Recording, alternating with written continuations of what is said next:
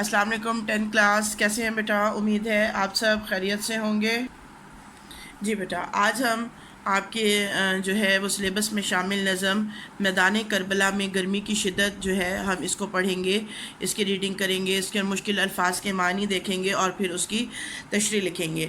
اس سے پہلے as usual جیسے ہم کرتے ہیں کہ سب سے پہلے شاعر کا تعارف اور ان کی تاریخ پیدائش اور تاریخ وفات دیکھ لیتے ہیں۔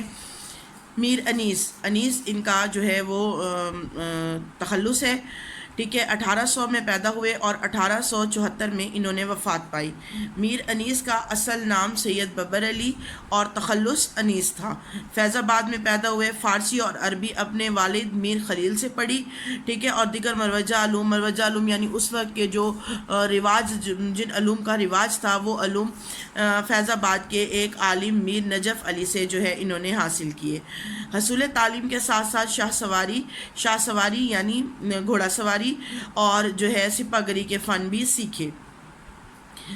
میر انیس جو ہیں وہ ایک بلند پایہ مرثیہ نگار ہیں۔ بلند پایہ یعنی اعلیٰ معیار کے، مرثیہ نگار یعنی مرثیہ نگار میں جس میں کسی بہت بڑے واقعے کو جو ہے وہ المناک واقعے کو بیان کیا جائے، یا کسی کی جو ہے موت کا جو ہے وہ غم منایا جائے، یا اس میں اس کی موت کے جو دکھ بھرے لمحات ہیں ان کو بیان کیا جائے، ٹھیک ہے۔ ان کی مرثیہ نگاری میں کردار نگاری، جذبات نگاری اور منظر کشی کے بے مثال نمونے ملتے ہیں، ٹھیک ہے۔ ان کی یہ جو میدان کربلا میں گرمی کی شدت، یہ نظم ان کی بہت طویل مرثیہ ان کا، جس میں انہوں نے اسلامی تاریخ کا بہت اہم اور بہت بڑا اور دردناک واقعہ بیان کیا ہے، جس میں حضرت محمد صلی اللہ علیہ وآلہ وسلم کے نوازے حضرت امام حسین رضی اللہ تعالی عنہ کی شہادت کا جو واقعہ بیان کیا ہے انہوں نے۔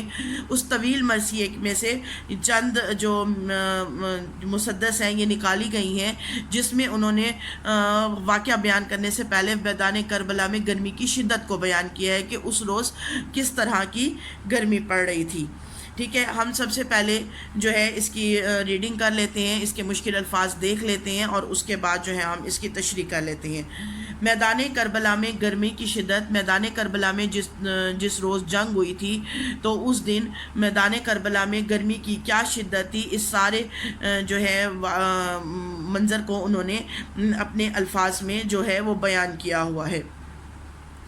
اچھا، ایک سب سے پہلے امپورٹنٹ بات، یہ جو نظم ہے آپ کی یہ مسدس ہے، مسدس کی صورت میں ہے۔ مسدس اس نظم کو، اس بند کو کہتے ہیں جس کے 6 مصرے ہوں۔ دیکھیں جیسے 1 2 3 4 5 6، اس کے 6 مصرے ہیں۔ یہ کیا ہے؟ یہ مسدس ہے۔ آپ کے پیپر میں مسدس نہیں آئے گی لیکن اشعار آئیں گے، لیکن کسی بھی مسدس میں سے کوئی سے 2 اشعار یا ایک شعر جو ہے وہ آ سکتا ہے اس نظم میں، تو اسی لیے ہمیں پوری جو نظم ہے اس کو پڑھنا پڑے گا، اس کا ایک ایک شعر کا ترجمہ کرنا پڑے گا، اور تشریح آپ نے جو لکھنی ہے وہ آپ نے اپنی کاپیز میں مسدس کی صورت میں لکھ لیں یا اشعار کی صورت میں لکھ لیں، یہ آپ پر منحصر ہے۔ جب ہم ایک ایک لفظ کا میننگ یاد کر لیں گے تو ہمارے لیے تشریح کرنا آسان ہو جائے گی۔ تو یہ بات یاد رکھیے گا، یہ کیا ہے؟ نظم مسدس ہے، اس کی حیت جو ہے وہ مسدس ہے، یعنی وہ جس کے جو بند ہیں وہ 6 مصروں پر مشتمل ہے۔ گرمی کا روز جنگ کی کیوں کر کروں بیاں، ڈر ہے کہ مثل شمع نہ جلنے لگے زباں، وہ لو کے الخضر وہ حرارت کی العما، رن کی زمیں تو سرخ تھی اور زرد آسماں، آب خنک کو خلق ترستی تھی خاک پر، گویا ہوا سے آگ برستی تھی خاک پر۔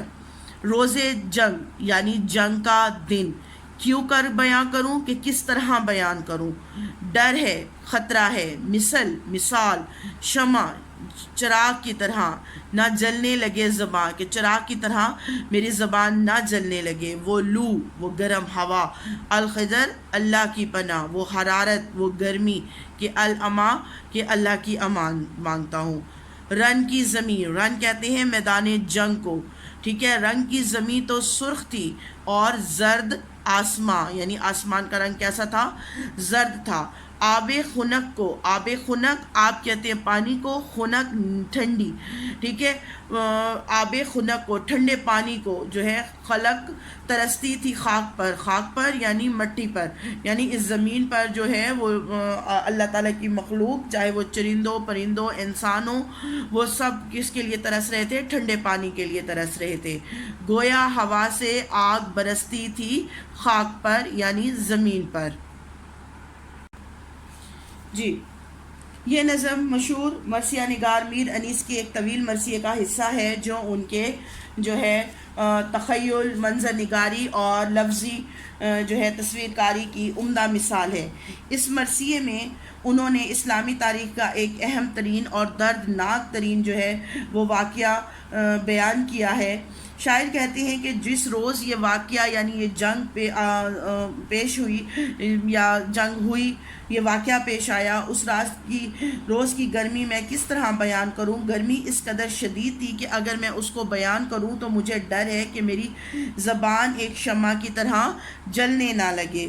اس دن اتنی گرم ہوا چل رہی تھی کہ اللہ کی پناہ، اور اتنی تپش تھی کہ میں اللہ کی پناہ مانگتا ہوں، اور گرمی کا یہ عالم تھا کہ ہر کوئی اللہ کی پناہ مانگ رہا تھا، اور میدان جنگ کی جو زمین تھی وہ گرمی سے سرخ ہو چکی تھی، اور گرمی کی شدت سے ہی آسمان کا رنگ کیسے پڑ گیا تھا؟ پیلا پڑ گیا تھا، جیسے آگ جل رہی ہو اور آسمان پر دور دور تک جو ہے وہ زرد رنگ پھیل گیا ہو، ٹھیک ہے۔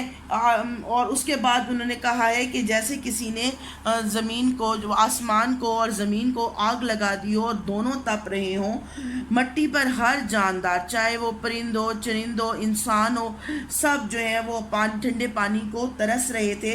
یوں معلوم ہوتا تھا جیسے آسمان سے جو ہے وہ زمین پر آگ برس رہی ہے، ہر طرف آگ ہی آگ ہے۔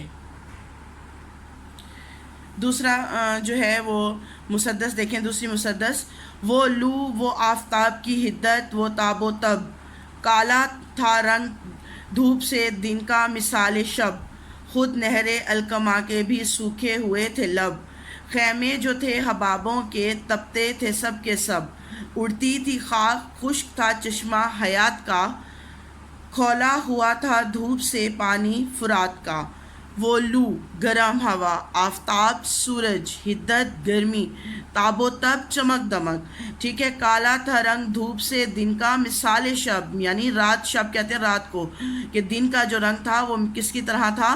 رات کی طرح کالا تھا، خود نہر الکما کے بھی سوکھے ہوئے تھے لب، لب یعنی ہونٹ، خیمے جو تھے حبابوں کے، حباب پانی کے بلبلوں کو کہتے ہیں، تپتے تھے سب کے سب، اڑتی تھی خاک خشک تھا چشمہ حیات کا، چشمہ حیات کا،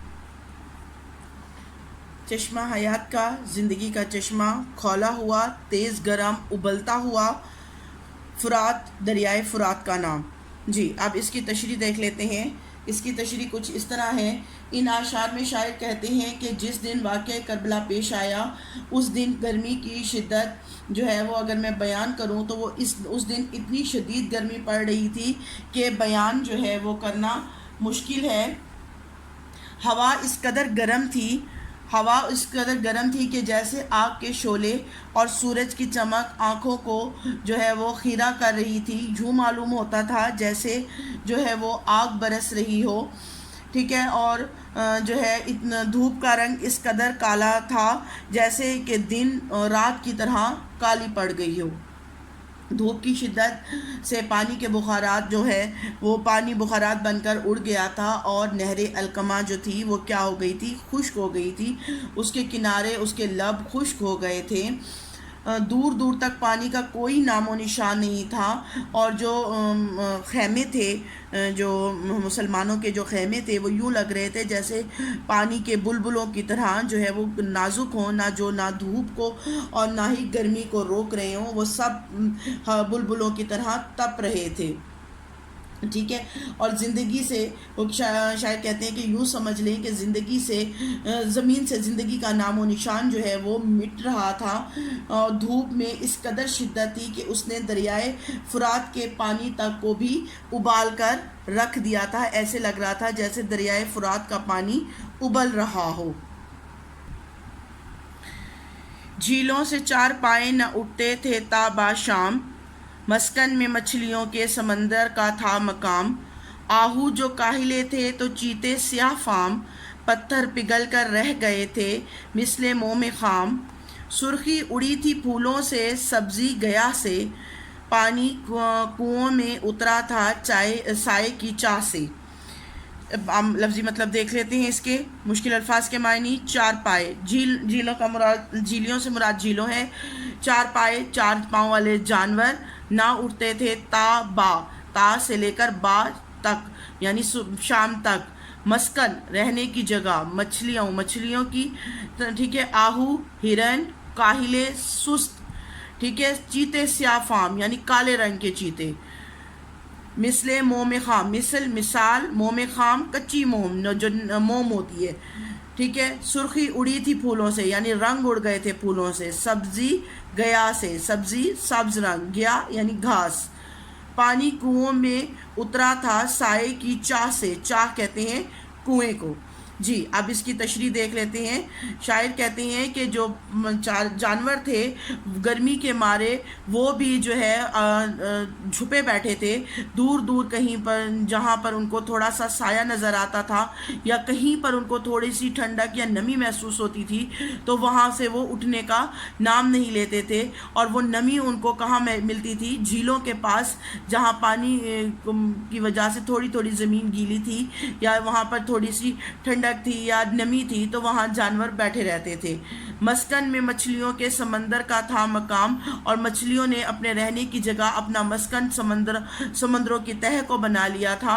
और हिरन, जो अपनी फुर्ती की वजह से बहुत मशहूर है, फुर्तीला जानवर होता है, वो भी काहिल हो गया था। और वो भी जो है गर्मी की वजह से काहिल हो गया था। और चीते ऐसे हो गए थे गर्मी से जैसे उनका रंग जल गया और वो क्या हो, स्याह फाम चीते हों।